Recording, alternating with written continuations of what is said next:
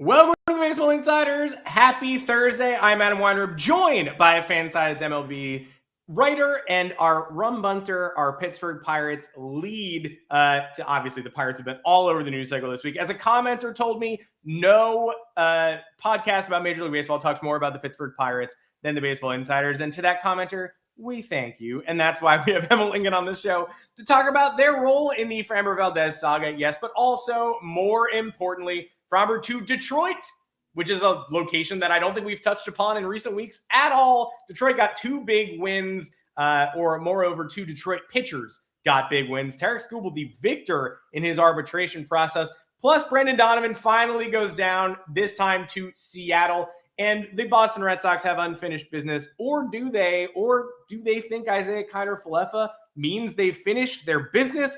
Emma, welcome to the show. A lot to break down. Thank you very much for having me.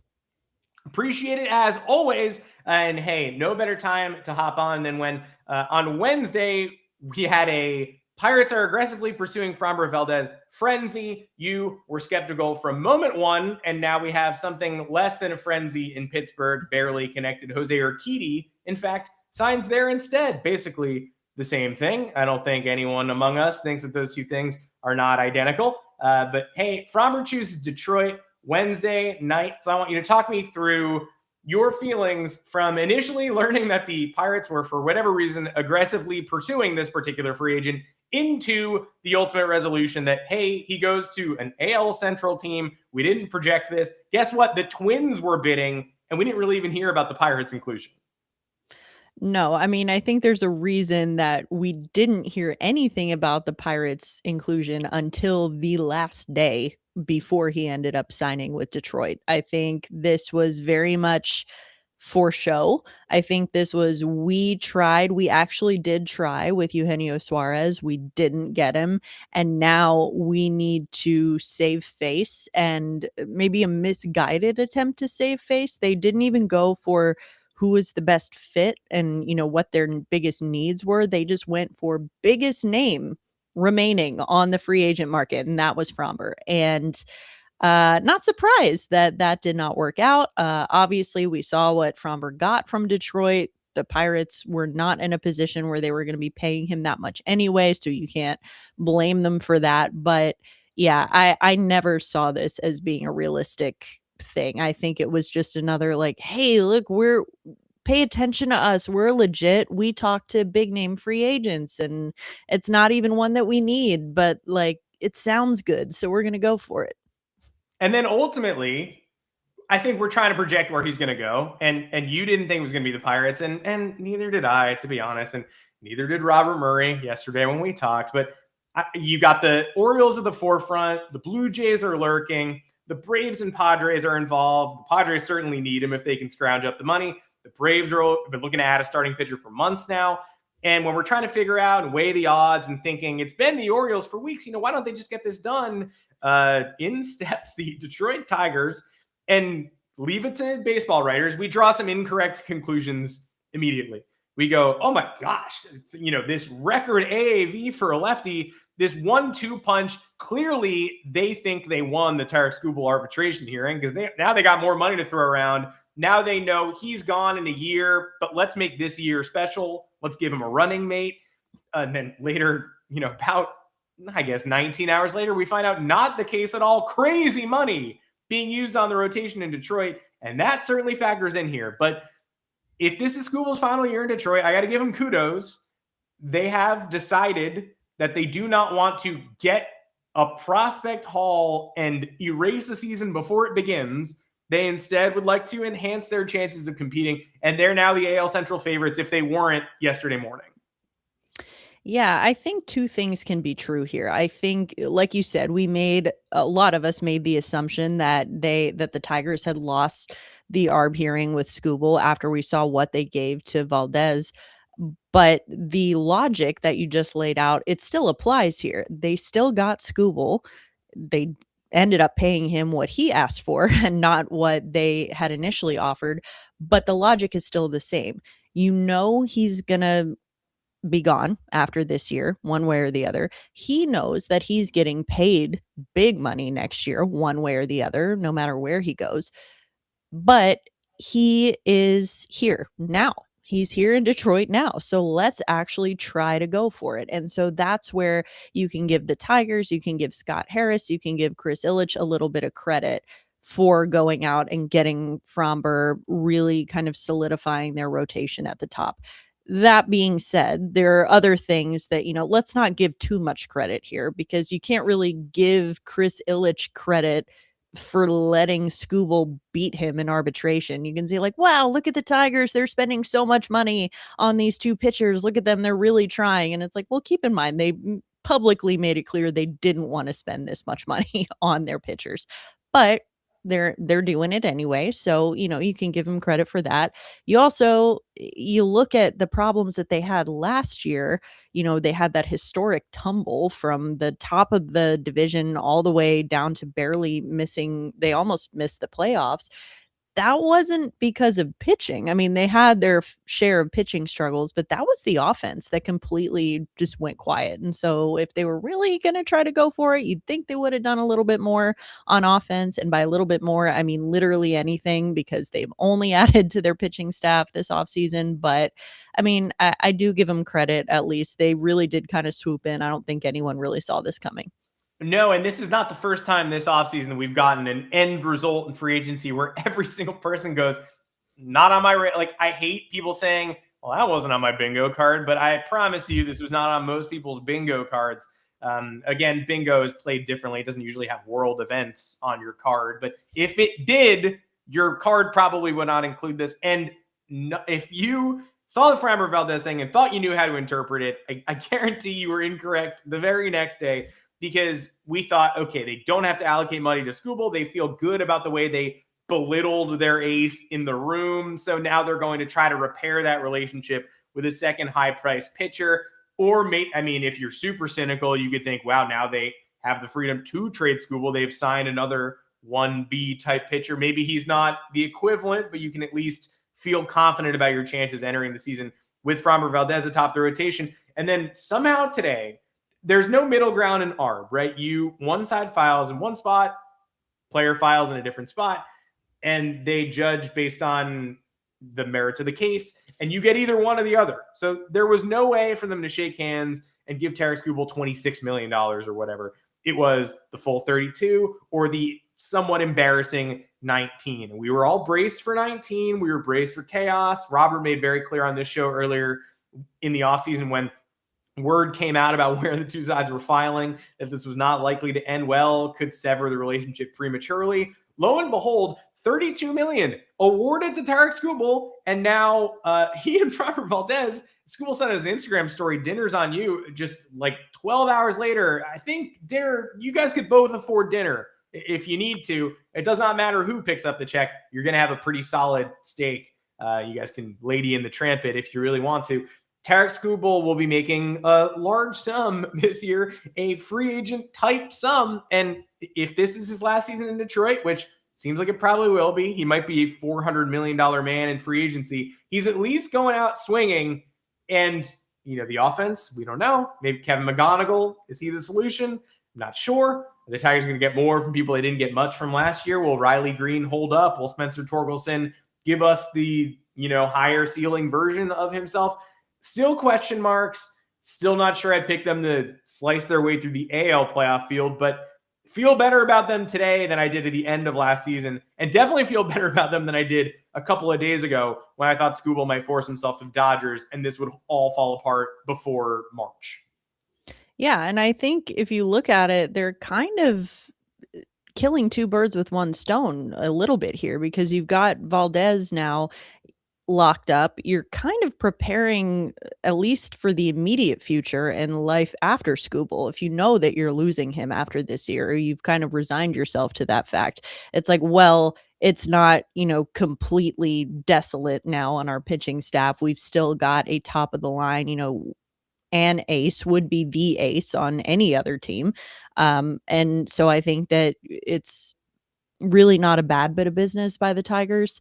But Yeah, it's definitely an interesting. We have not seen anything like this before, especially as arbitration goes. I mean, like you said, he got a free agent type sum awarded to him in arbitration, largely because Scott Boras is now treating arbitration like free agency, which it is not. Unfortunately, that has led to the gross misinterpretation of what the arbitration process actually is and what it means by a lot of the fans. And so at the end of the day, if you think about it, them spending 38 million on Valdez while trying to quote unquote lowball Skubal, it's not entirely true. It's not always that black and white because one is free agency, one is arbitration. It's two separate things, two separate processes. But at the end of the day, I do think the Tigers do come out looking pretty good here.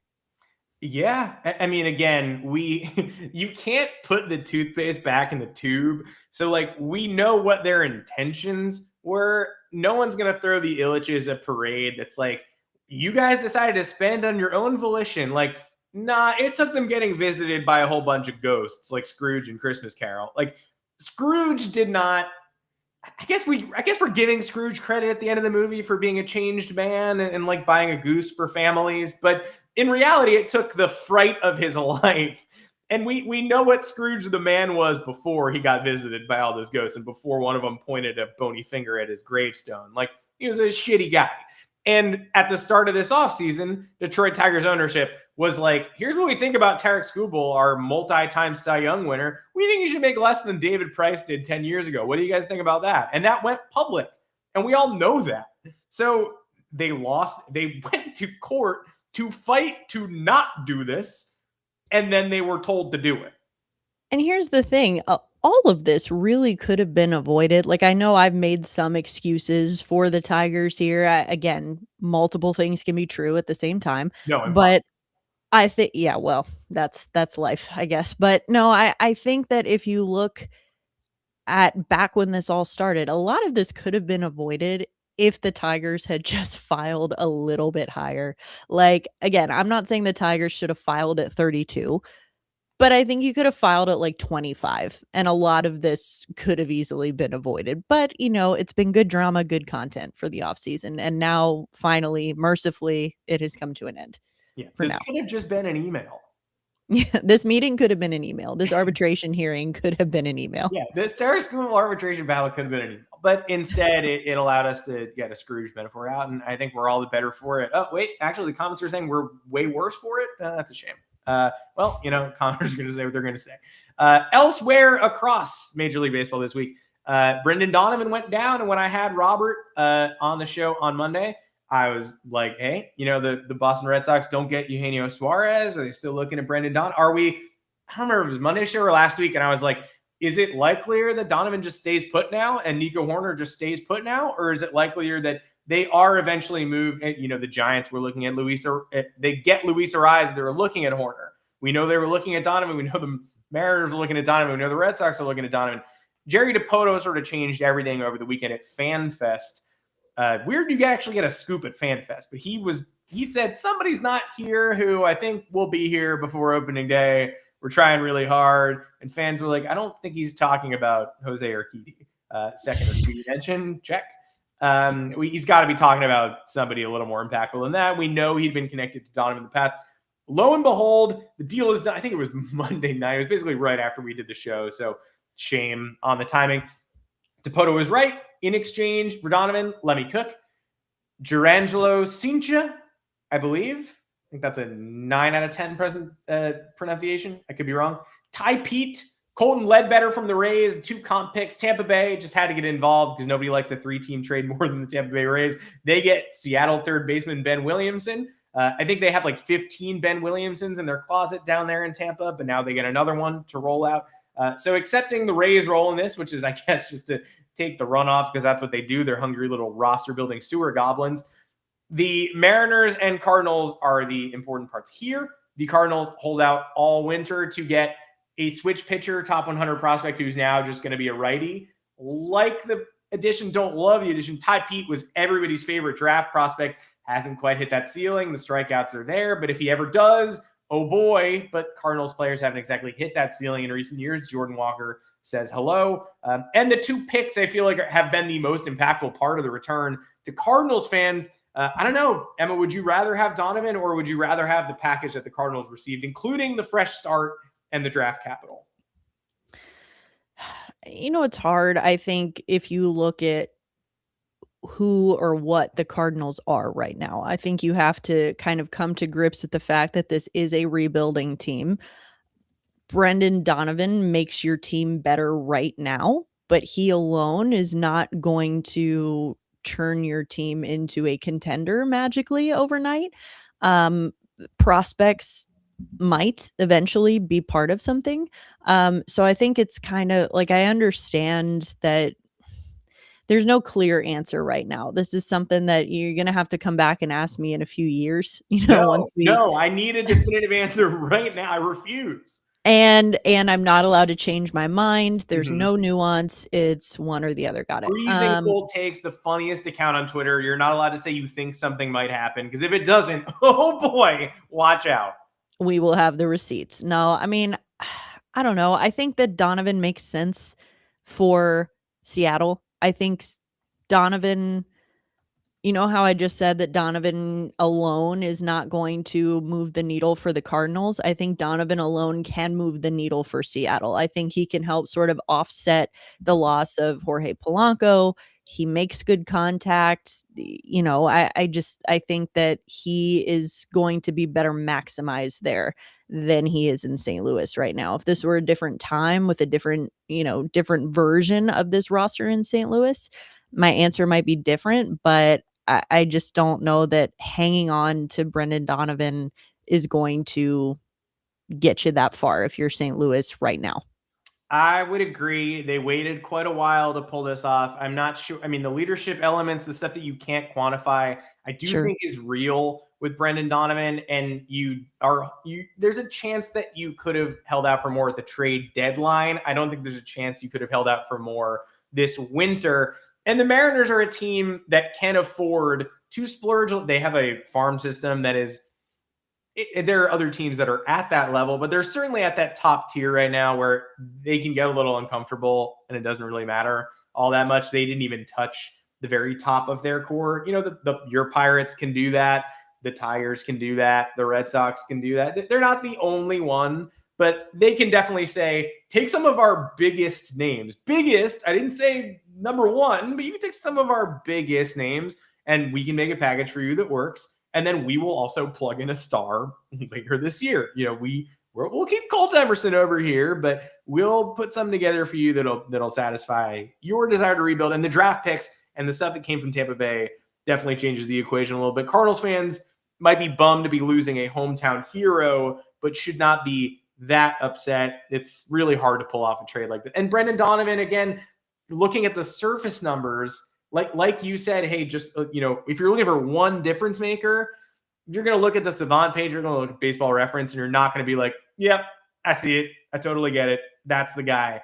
But for a team like the Mariners that was oh so close last year, you've added another really impressive glue guy, and the Cardinals figured out a way to satisfy their needs. But just because this deal got done doesn't mean that the other teams in the Brendan Donovan chase have finished their business. The Red Sox clearly didn't want to win the bidding for Donovan. I think they could have if they wanted to. Power isn't his thing. They wanted a righty. This is a lefty. It's not ideal, but now, I mean, we were talking about Matt Shaw to Boston. We were trying to figure out, he's a top prospect. Is that really better than just rolling with Marcelo Meyer? I don't know. I personally don't think so, given what you'd have to give to get Shaw. They go ahead and get Isaiah Kiner Falefa yesterday, and it costs $6 million to do that. The Red Sox want you to believe they still have more in the chamber, but I feel like that's the righty hitting outfielder, the Rob Refsnyder replacement. I don't know if they're getting another high-impact slugging infielder unless they're waiting for Ketel Marte at the deadline. And this is a legitimately crazy way to end a chase that began with Bregman and Alonso, and Bregman and Schwarber, and ends with Contreras and Isaiah kind of falafel. Well, I mean, like you said, it's the same as Framber Valdez Jose Urquidy. I mean, basically the same, right? You have Isaiah Kiner, Falefa, and Alex Bregman. I mean, potato, right? But yeah, it's definitely, I don't know if you're the Red Sox, how you can look at your fan base and expect to be taken seriously if you say, yes, this adding Isaiah Kiner Falefa, this is going to be the move that shores up our infield and takes it to the next level. Like, IKF is a very solid depth piece. He's a very solid bench piece. He's best deployed actually off of the bench. Um, and so there's definitely a role for guys like that, an important role, especially if you're a playoff team once you get, deep into the playoffs. But he does not hit for power. He'll get on base. He's a decent fielder, depending on where you put him. He's flexible positionally, but yeah, you can't, if you're the Red Sox, you can't look your fans in the eyes and say, yes, this is actually what we wanted to do. This was our first choice, and we feel really good about this. And the $6 million is like, that's basically Yeah. the Jordan Hicks money. Like, don't worry, we got a bad contract off the books. Let Craig Breslow cook, and then what he cooked is like a marshmallow with a tater tot in it. And you're like, that's not a food. And it's like, I understand sweet and salty, but you can't eat that. And he's like, this costs $6 million. Red Sox fans are like, that's an insane cost for that. It's what it feels like. Exactly what it feels like. A marshmallow with a tater tot in it. Yeah. Exactly. Mm-hmm. Well, welcome to the Baseball Insiders without Robert Murray, where we say stuff like that and we mean it. Emma, thank you for joining me. If anybody wants to ever come back and watch the show again, you can find us on the Baseball Insiders. I got a prospect show streaming with Eric Cole tomorrow, back Monday, Wednesday with Robert Murray next week. Emma, where can folks find you if they want to engage in reasonable online discourse? Reasonable discourse? Absolutely nowhere. I'm not here for that at all. No, I'm just kidding. You can find me on social media at Emma_Lingan. You can check out my work all over the FanSided MLB sites, in addition to some of the NHL sites. I do dabble over there as well. So I'm all over the place. She does dabble. And if you dabble with the Baseball Insiders, we'll see you right back here next week. Join us in the Discord as well if you want to talk to us between shows. Until next time, I'm Adam Weinrib. Take care.